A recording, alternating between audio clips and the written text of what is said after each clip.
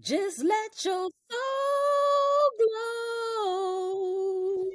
Welcome to the Soul Shift Sessions podcast, where we dive deep into transformative conversations that empower you to elevate your mindset, break through limitations, and create the life you truly desire. Hosted by Coach Sapphire Star and Coach Kyle McLeod, this podcast is your go-to source for actionable insights, inspiring stories, and expert advice on personal growth, financial freedom, and living with purpose. Each episode is designed to help you shift your mindset, overcome obstacles, and embrace a life of abundance and fulfillment. Whether you're looking to transform your relationship with money, enhance your well-being, or unlock your full potential, the Soul Shift Sessions will guide you on your journey.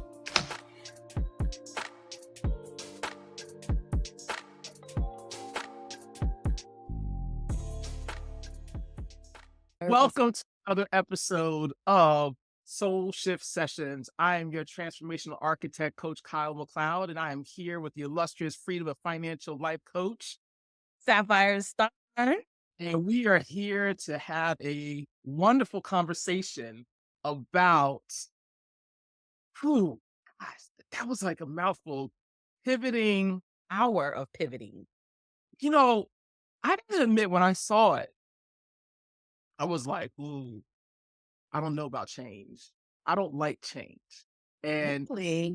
you're going to have me come up here and talk to the people about change. Why you don't like change, sir? I don't like change because I am a creature of habit. I am very aware that change is inevitable. I am very aware that change often leads to things or transformative things, but I don't necessarily like it. Mm.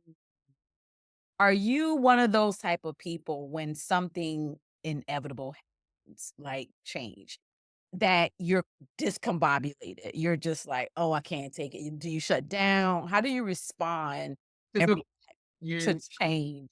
I feel like when change happens, I start to dig in a little bit more into whatever it is. Like I need more structure when change, like I need a whole, because now I need to kind of go on autopilot.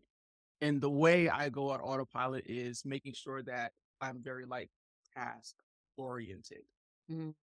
That makes sense. Yes, absolutely. Know thyself. And this spans over a lot of different categories, including death. You know, when my father passed, I had things that had to happen. Besides the funeral, I still have to get my mother and my sister moved to Florida within several weeks because the house it was up for sale. And so it was under contract. So I had a limited time between his death and getting them down there. And I had to go on a trip to California. So everything was just oriented from that time. Wow. Yeah. And before we dive in too deep, let's tell the people how would you define change? Because I was going to say what the definition is, but how would you define pivoting? I'm sorry. How would you define pivoting? All right, so pivoting and change are very different things, aren't they? Because They change are. like something that just happens inevitably. And I'm choosing to go in a different direction. And the hardest thing about that is getting over myself.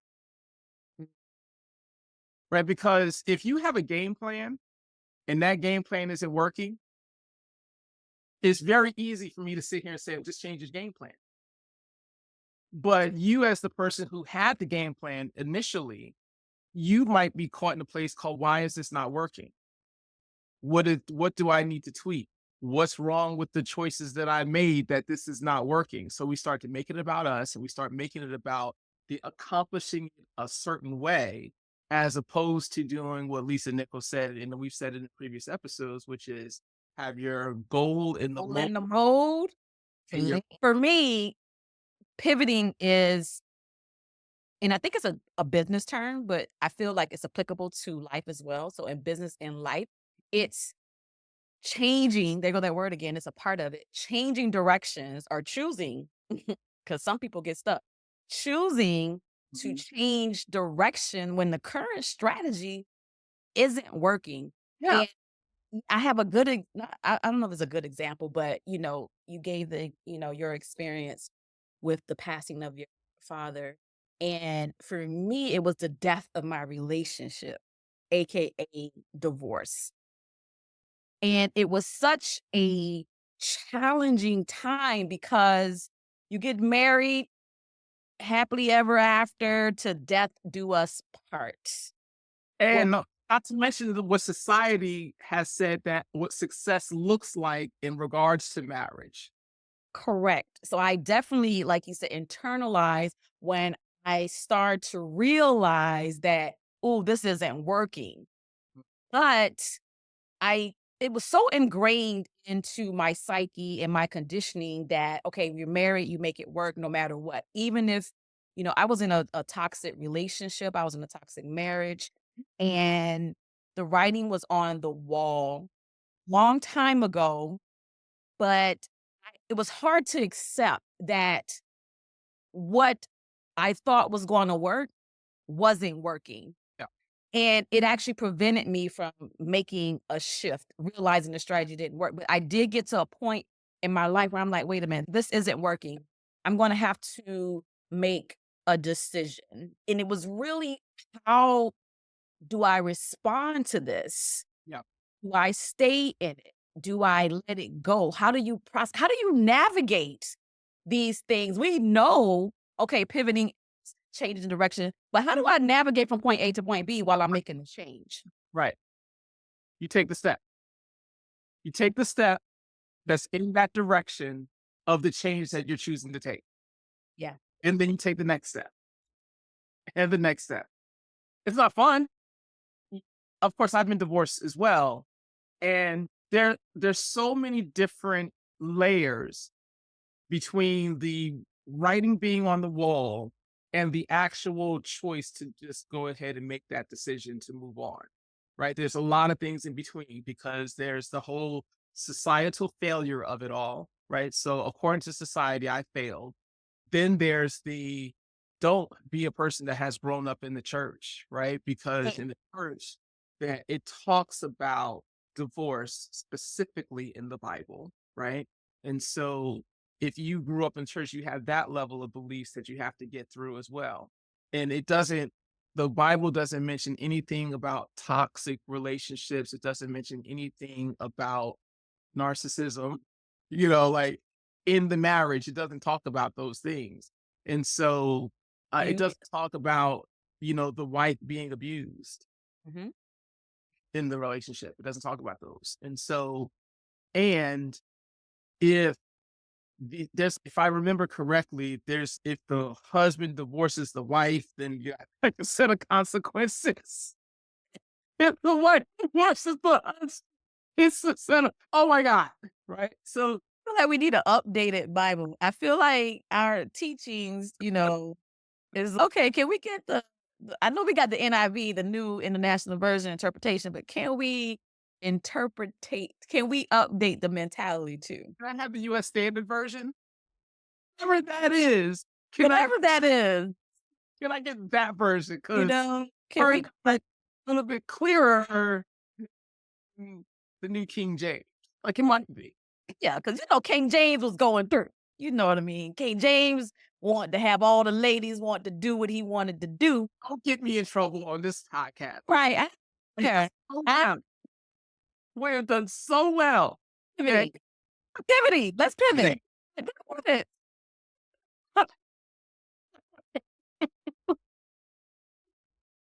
Embracing change and thriving. Thriving is the unknown. And what I mean by that is when you are pivoting, you don't even realize you are thriving. At least for me, there's that, like when I go back to those different layers, there's that part where I come down on myself as well. Right. So not only has society said that I failed, but then there's whatever my beliefs are, especially at the time when I was in the Christian going to a non-denominational church at the time. Then there's like how wrong and bad I make myself for getting into the situation, for not looking at the signs, for Yeah. allowing it, you know, trying to make it work when no one knew it wasn't going to work, looking like a fool in front of everyone. So there's all that stuff. And then there's the part where if you still haven't decided to move on or pivot in this conversation, sometimes it happens for you because change is inevitable. So all those things still ended up in being divorced. So it's just a lot. It's a lot. And the thing is, if those things did not happen, I wouldn't be with the wife I have now. I wouldn't have the kids I have now. I wouldn't be living where I am now. Heck, Star, you and I might not have even met. We would not. I know. I know it. I know it Pretty without certain you and I would not have met if it doubt. wasn't for actually going ahead and getting divorced. Yeah. Yeah. I mean, my kids get a little, and they'll act like they're upset at my ex-wife who they never met or seen a picture of in their life. If they weren't told, they wouldn't know, and they try to act like all tough. And I'm like, just keep in mind, if she didn't do what she did, you wouldn't be here with us right now. Yes. Yes.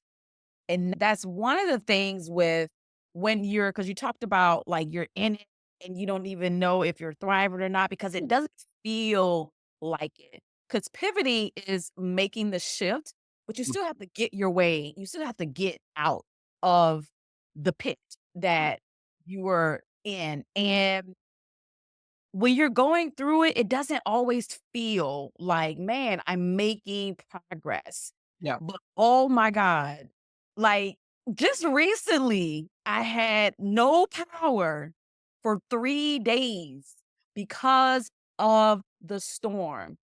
And there's a number of things that I could have done in that situation that could have made the situation worse, especially if my perception was off. Especially if I was just like, oh my God, I don't have any AC, I don't have any hot water. Oh my God, woe is me. Yeah. But I chose in that moment to say, okay, this is what the circumstances are. Let me shift. How many times did I say, do you need me to do anything? Like, do you need to bring something to you? Yes. You're like, nope, I'm fine. Yes. But oh my God, because I persevered, and I'm being dramatic, but there's people that still doesn't have power. But I'm trying to make a point. I didn't have any power, but because I persevered, I was able to make it to the other side of where I am now. And that's with power. And it goes to what you were saying about we go through things and we really get caught up in the why it didn't work out and oh my God, isn't that? But honestly, if it didn't work out the way it did, we wouldn't be where we are today. And how can we just really take that all in? Like, how do you take that all in when you're in it is cloudy? It's hard to see the trees for the forest, you You have, know? you have to have someone. Yeah. Yeah. Right? I know that part of being in a friendship with you, Sapphire, is that I don't often have to call you if I'm having one of those moments because I can just imagine what you'll say. And a lot of times that's good enough, right? Because there are times where I don't think I want to be checked. So let me check myself before you have to do it. Because if you have to do it, I may not like the way that feels. So let's go ahead and do it. But in seriousness, you remind me of it's not an incident, but yesterday I got the phone call. So the way I'm saying, like, you have to call someone, you have to have someone. So this person saw me as that someone. So they called me up and she knew what she needed to do before she even called me. But I think that she needed to have the voice that says, what you really want to do is know, is this move okay? And she needed to hear that it was okay to make the decision independent of all the events that have happened in the past. And after getting that assurance, she took a step. Immediately that day, she took a step, and then she'll take another step. And that's thriving, right? You reached out, you got clarity, you started moving forward. Absolutely. Do you think she needed permission? She needed permission from herself. Mm. And I was the person to remind her that you already have your answers. You already have made your decision. You just haven't, like, it's almost like you cognitively have not caught up with the decision that you made a long time ago. Yeah. Yeah. And another huge part of that is forgiving. I feel like unforgiveness, and I'm talking about starting with yourself, Yeah. because oftentimes we'll look, Talk about yourself. yeah, because oftentimes we'll look at others and they did this to me and they did that, or this circumstance, this and that, Yeah. But I would say, even with my divorce, one of the hardest things for me to do was to forgive myself. I started externally with forgiving everyone else around me and was still struggling, couldn't understand why. And I had to forgive myself. And when I say forgive myself, I don't mean that, oh, I did something wrong per se, but I was beating myself up so much. Yeah. That's what you're trained to do in this society is we talked about this in the episode where we're talking about imposter syndrome, where I can give you a compliment and you will write that compliment off because you had a goal, you met the goal, but you didn't achieve the goal the way you meant to achieve the goal. So therefore it doesn't count. That is like That's what we do.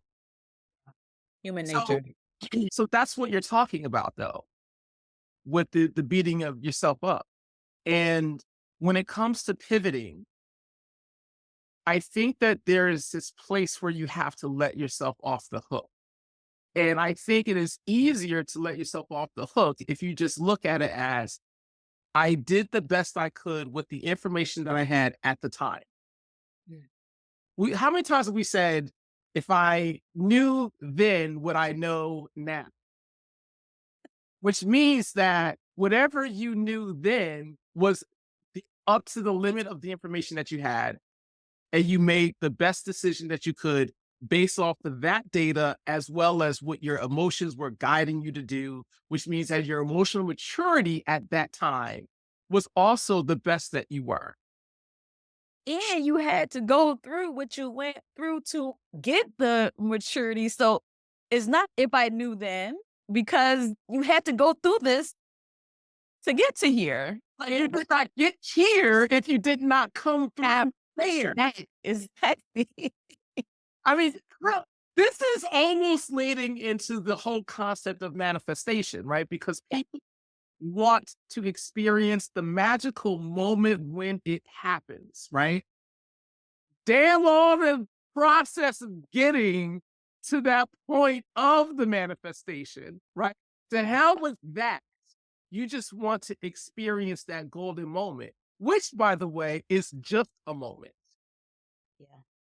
That's the moment, right? The minute you have it, you'll relish in it for maybe 24 hours because of the society that we're in. Back in the day, you might have relished in it for a week, but now it's just after the What's next? Yeah. You even hear like television interviews when they're talking to celebrities or whatever. They have a big movie. They had this big thing. Oh, so what's next? Damn. Can I get a minute? Can I get a minute? But we do that to ourselves too, though, Sapphire. Yeah. They'll ask what's next, but the minute you get to meet your Hollywood idol and let's say that you relished in that all day. Heck, let's say you relished in that all week. I finally got to meet him. What's next now? It's coming, whether it's 24 hours, 42 hours, or a week later. What's next? That question is coming because you just did that.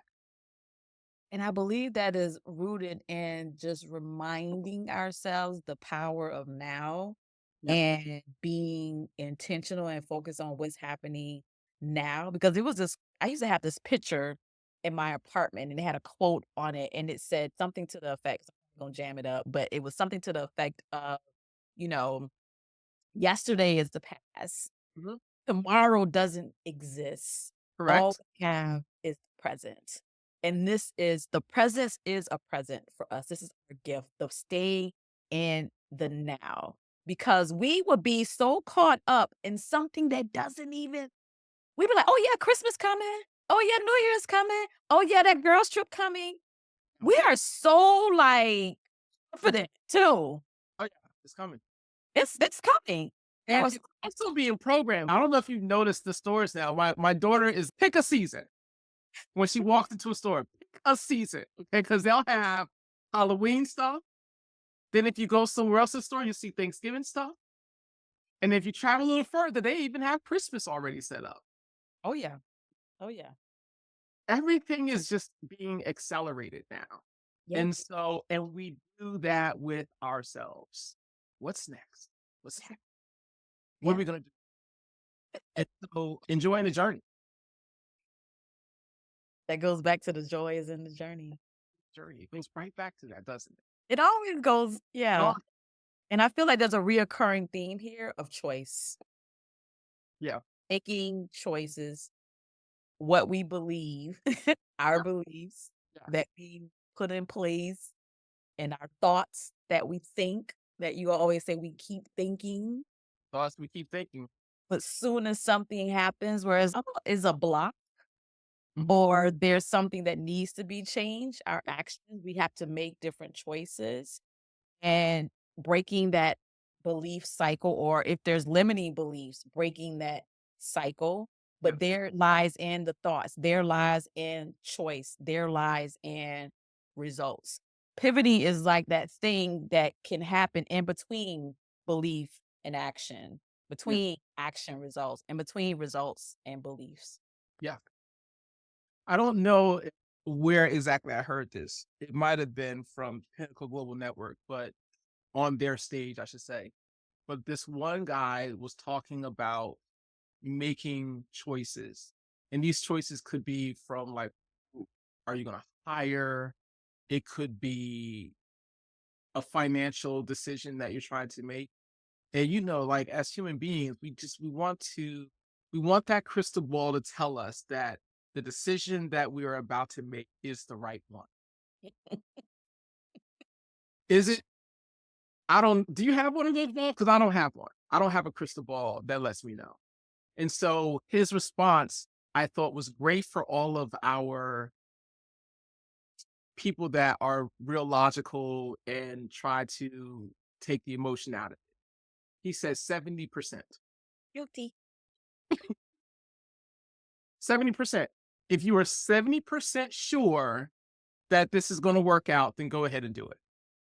Now, it's not exactly what I subscribe to for myself because, I am in this place where I don't believe any of the choices that you made have been wrong. And you've actually backed that up with you said you're either X or you're learning, right? What was that quote that you said?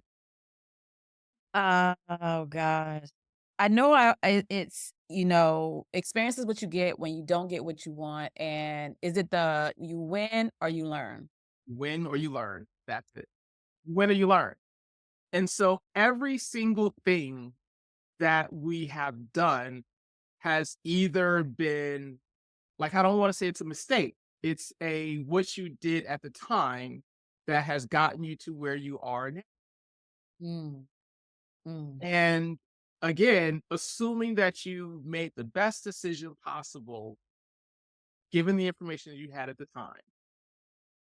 Are there some things that we definitely feel like we probably should never have done? Absolutely. But if we look at it in totality, all of the things that you did that were wrong, what have you, that's what got you to this point where you are now. Mm. And looking back, isn't necessarily going to help you move forward. So why not just use the best information that you have now? And so I don't need it to be to 70%. I need to have it needs to be logical, it needs to be creative, and it needs to be something that is, I don't know if what I'm doing today is really going to make an impact for tomorrow, but let's just go ahead and do it. Mhm. Messy. You know what's so interesting? Once I put my mind to something, I never think about the percent, the outcome happening. You know how you gave 70%, Yeah. 50%, 100%? It's never a thought because in my mind, I am working towards something that's going to happen. It's almost burn the ships, right? It's let's the steps. We're not going back. Not going back. We're not going back. One way. Okay. I'm telling you, once, and and maybe my process is before the once, then I'm like navigating, okay, is it going to happen? Is the likelihood? Maybe I'm processing into that. But once I make my decision and I put my mind to something, to me, it's going to happen. And So if there's a tether, you're like blowing the tether to hell. because it's going to happen. For me, it's not a matter of Yes. it's when. And I am here for the journey. And you know, the other thing that I do, because I always tell my coaching clients, when you're thinking about your finances, when you're thinking about making a financial decision, Yeah. what is the worst that can happen as a result of you making this decision?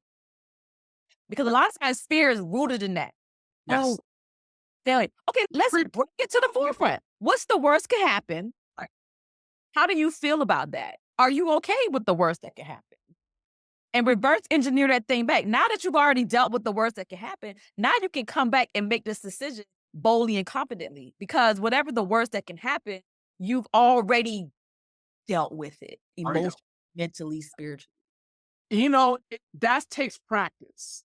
It takes practice to ask that question in the moment. But the more you can ask that question of what's the worst that can happen, I think the quicker it is to be able to pivot. Yeah. And I think this is also why it's good to have someone that's on your side, and that can be a spouse, that could be a close friend, that could be a coach is way more advantageous, obviously, right? Because the coach I'm biased. be right there in your ear and be that tether to reality, Yep. right? And they're like a partner in your journey, but it's Yeah. also the accountability. And I know, again, when we're just getting back to finances, some people feel uncomfortable or they may feel ashamed about their current financial situation, not realizing that this is actually pretty normal. Oh, you're not alone. You're not alone. Our country is in $1 trillion debt. Our whole country is in debt. Over 80% of people don't have money saved for emergency fund. You're not alone. How many of these clients are entrepreneurs? I would say 50-50. And the entrepreneurs, they probably look exactly like the people that are not entrepreneurs too, right? Absolutely. Because personal finance and business finance is the same. Yeah. Is really the same. What you do in your personal finance. And the thing is, if you're not managing it properly on this side, that's going to spill over the business side. So it's like a template. I always tell people that's why I am a financial life coach, is because most time it has nothing to do with the finances. It's the financial challenges are symptoms of something else.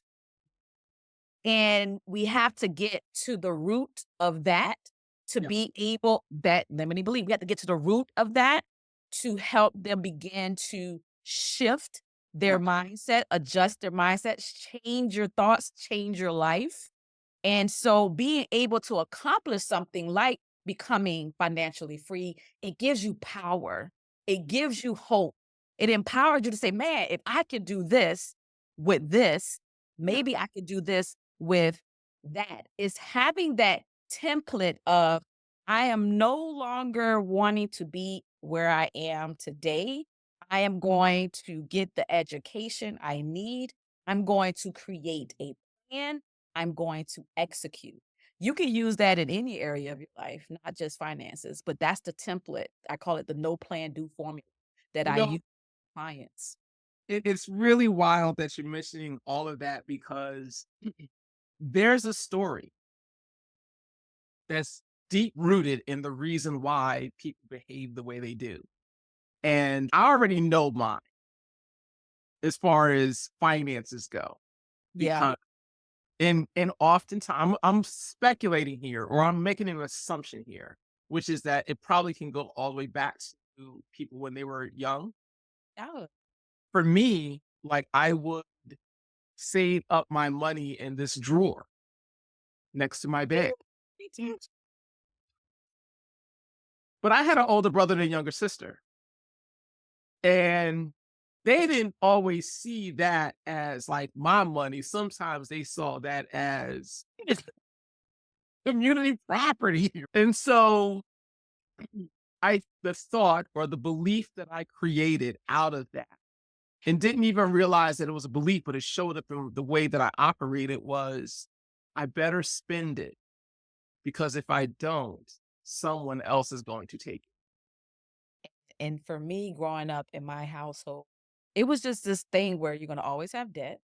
it. That's that is going to be, that was their belief. So I was like, oh, that's my belief. No, it's my belief too now. So why would I even do something or create actions that prevent debt when you always have it? So it's not even a thought process to be like, oh, let me consider my finances. Let me not spend so much to not be in debt. Because why? You're gonna always have debt. It's always gonna be a part Yeah. of your life. And so that limiting thinking was something that I was raised with. But also I feel like, especially being Black in America, it's, you know, having the privilege to say, let me put money to the side or aside for my children. Let me create generational wealth. You Yeah. know, our parents were focusing on surviving. They didn't Correct. have the privilege of thriving, like having extra, like, oh, what can we do with this extra? That wasn't Yep. a luxury that Right. they was afforded, but Yeah. that's something that we are watching as Yeah. children, and we're adopting that as our own when we are in far better circumstances Oh, than our absolutely. parents. And it goes from that Right. scarcity mindset to the abundance mindset. Abundance mindset is, or scarcity mindset, even the evidence is showing that you're capable and you can. You Mm. don't because of the scarcity mindset. Yeah. Making that shift and pivoting. You know, you have I know that I've said that you have to be like whatever comes up here, it doesn't matter if it comes out your mouth because it's already in your vibration, like it's already up here. Yeah. But when it comes to the kids though, there is what comes out your mouth does matter.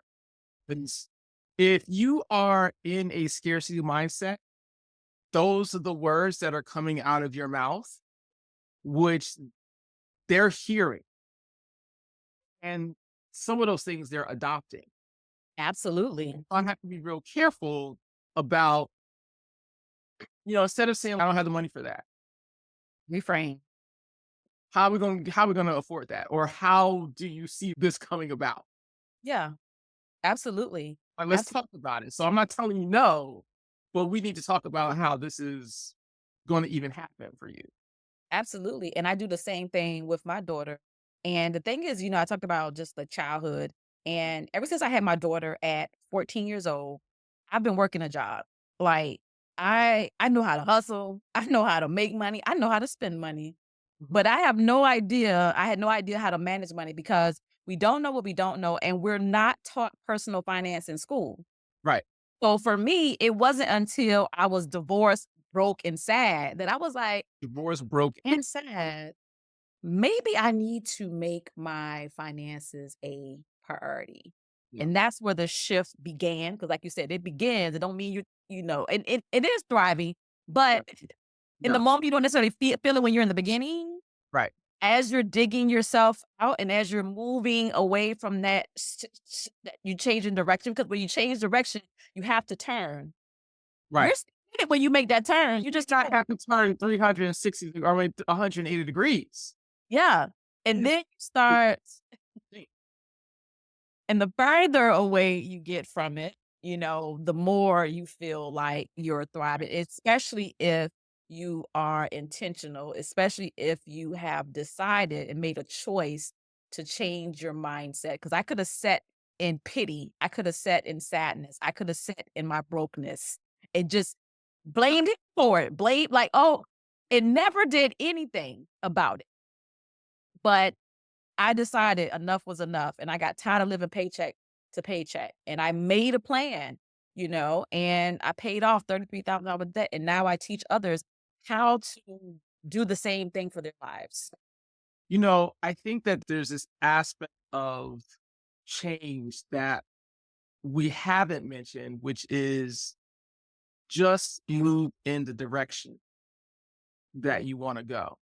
I may not know exactly how to change my financial picture right in this moment, but I do know that it's in that direction. So let me make a step in that direction. And what Yeah. I mean by that is, all right, let me just take my mentality that I described before, which was let me spend it before it gets spent, right? So instead of spending it on something like a purchase from Amazon, maybe I buy an Amazon stock. So that way, That's spend it that's anyway, all Amazon storefronts. You sell right? things. I'm going to spend it anyway. So why not spend it on something that might actually make more money? Call an asset. Yeah. Even though I don't know how to completely fix this picture, Yeah. I step in that direction, right? So, or maybe I get a stockpile of the App Store and do a little bit of research. You know, I would have spent this $50 on something that will probably break or spend it on food, you know, at the restaurant. I would have done that anyway. So Yeah. maybe I'll take this $50 and spend it on something in Robinhood or something in Stockpile or someplace where that $50 can grow. Yeah. Absolutely. It's That about is a step. Yeah, it's about gaining insight. It's about gaining wisdom. How do you, especially in this era we live in? Like I was doing my whole financial journey back in, it started in 2009. And so all these things that are available to us now, it wasn't available back then. So I had to be very intentional about getting education and getting knowledge to make change. Yeah. But it's really starting there. Like you say, okay, what direction I'm going in? What can I do? Even if I don't know, what can I do to gain what I need to gain to begin to make those changes? But like you said, it's taking a step. A lot of times people get overwhelmed. A lot of times they're stuck because they're looking at the outcome. They're not looking the steps to get there. They're just looking at the whole big picture of things that are happening. And it's how do you eat an elephant? One Right. And at a time. You know, when you wake up in the morning, let's say that you wake up and you're stressed out because of whatever the financial picture looks like right now, and also the uncertainty that comes along with that. It is still possible to wake up in the morning and say, what can I create that moves me a step in that direction?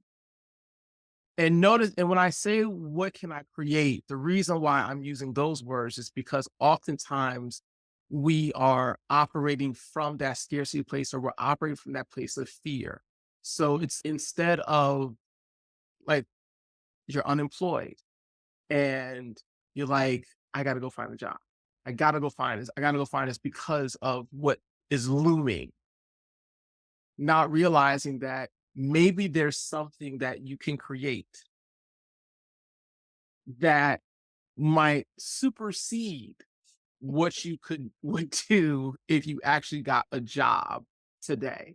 Not to say that's what someone should do, but it's you're not even open to the creative possibilities because you're operating from a place of that fear that has you acting in a reactionary state. Yes. And how do we become proactive, Yeah. in those circumstances where we're not putting ourselves or situations, we're not putting ourselves in a place where we have to constantly be proactive. And that's where, again, the mindset, but also having a plan, also taking charge of your life. Yeah. Take your life back, you Yeah. know, making a decision and a declaration that this is my life. I am in control of the things that I can control. Right. And I'm gonna say my quote early because I keep feeling like I spur it. Maybe we should transition into that part, right? Unless you got some more that you're going to add to that. So it's up to you. It wanted to come out just now, and I'm like, I wait, know. now segment, and I'm just like, I want to say my quotes. Say your quote. I want to hear it. I'm ready. Okay, life is 10% of what happens to you, and 90% of how you respond to it. It's about perspective because there are things in life that are just inevitable. We have no control over. But what we do have control over is how we respond to that event. Unless you have not grown to the part where you can respond and all you are is a walking reaction. We know those. We all have that family member that's just a walking reaction. They do not have the ability to identify that they're about to set it off. And that's actually a choice. It's a We choice. it is it's I don't like saying the choice, and I'll here's the reason why I say that. We have there was a time where if you push the right combination, that I would just explode. And you could say, like, all right, you're choosing to explode. You But are. I say again, You are. I am saying that there is a difference between a choice and a reaction. Because if I don't have the tools or the ability to identify that I am about to have my reaction, then I just be my reaction, kind of like a machine, right? If I put the key in the car and turn it, I know that's showing the age. I probably should have said if I put my foot on the brake and hit the start button, the car starts up, right? Mhm. Because that's what it's designed to do. But Mhm. for us, I feel like we are designed to be a reaction. But then when you realize that you don't have to always just be that reaction, now I have choice. Like I can choose to either just go what I always do and be my reaction, or I could choose to do something different. But I just feel that, and maybe it's because of like what the people I've experienced. So I'm going to say, in my experience, I have noticed that people who have not had the proper training and experience, they're just walking reactions. They can't even control it. It's just, you make me this way. Yeah. That it's Like hard. I told you, like this is Yeah. something that you could actually really debate on. Yeah, because it's like, where's the accountability? When you do that, you're saying someone else is in control of how I respond. So someone else's choices can dictate how I move, and I have no control over that. I am. How about because just like that person, like you said, they have a choice to. Oh, did you say something? I was just saying, I believe that there are people like that. Yeah, yeah, and it's a mindset. It's a mindset that is, and it feeds into those actions Yeah. that give the results, but there's still a choice. And even not making a choice is a choice. How much time we got? I got time today. Look at my wrist. I got time today. What? I hear Okay, wait, real quick. I want to send a birthday shout out to my Molokai sister, Molokai Mo Better, all my Hawaii people. My Molokai sister, Ebony McFadden in Hawaii. Love you, girl. Okay. I love Bethany. I hear you in regards to it's that it's even a choice, not doing something is still a choice. I hear you.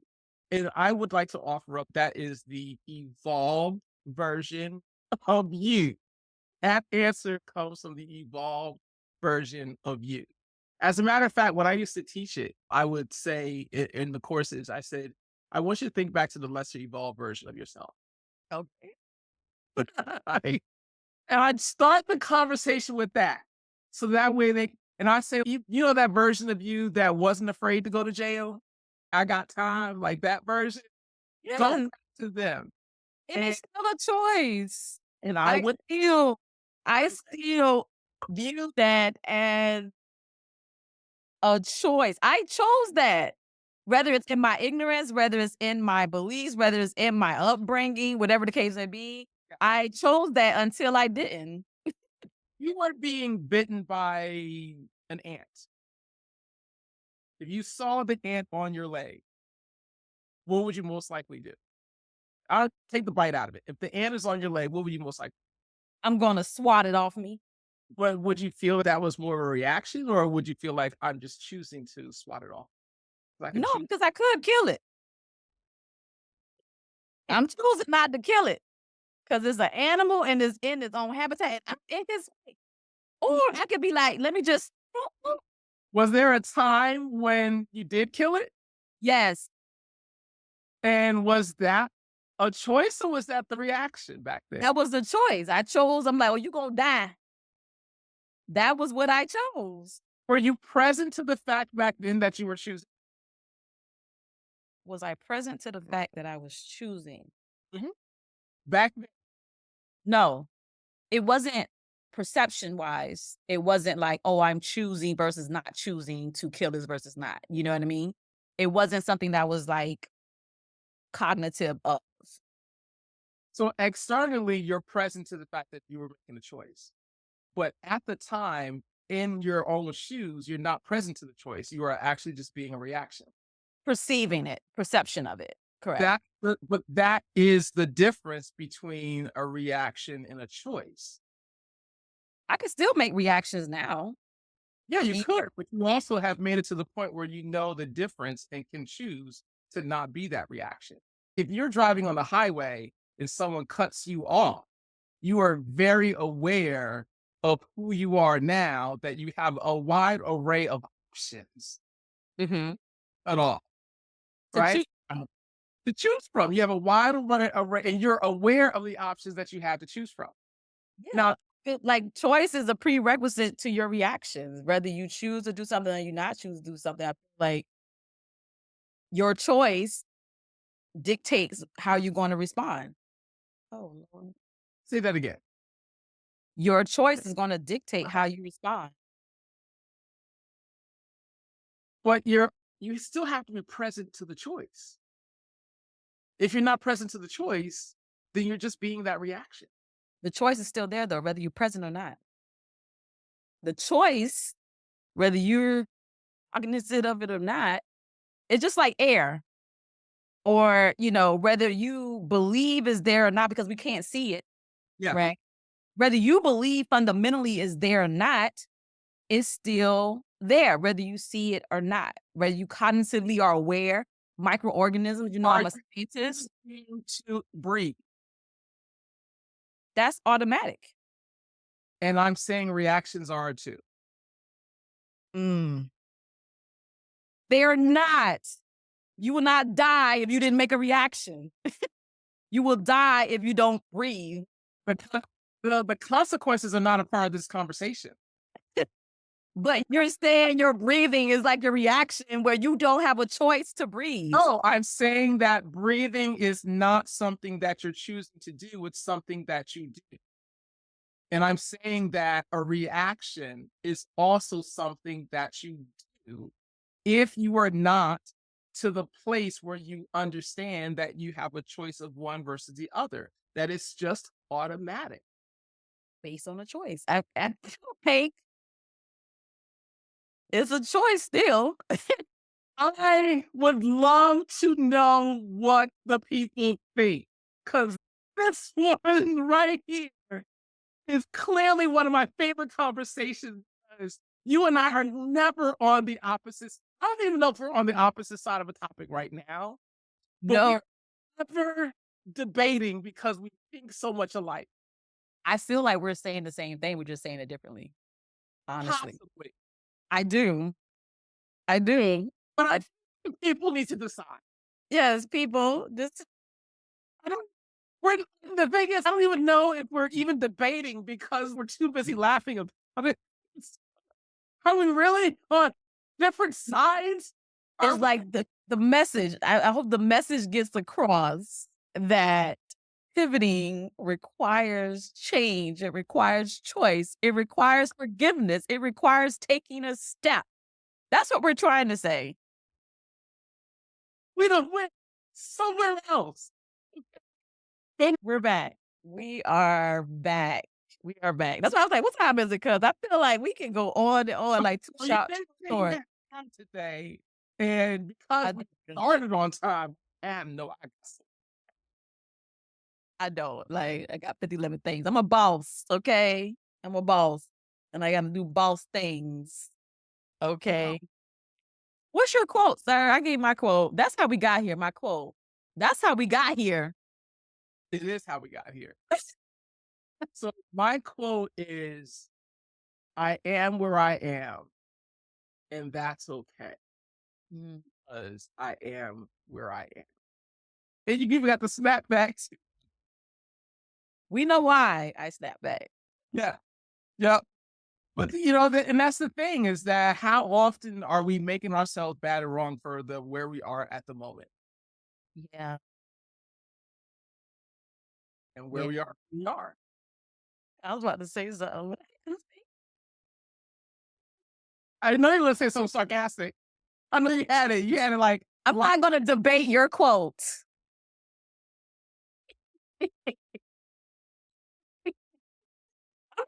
That's your quote. when you asked how I had my quote earlier this morning, I was like, yeah, I got it now because this is so appropriate for pivoting.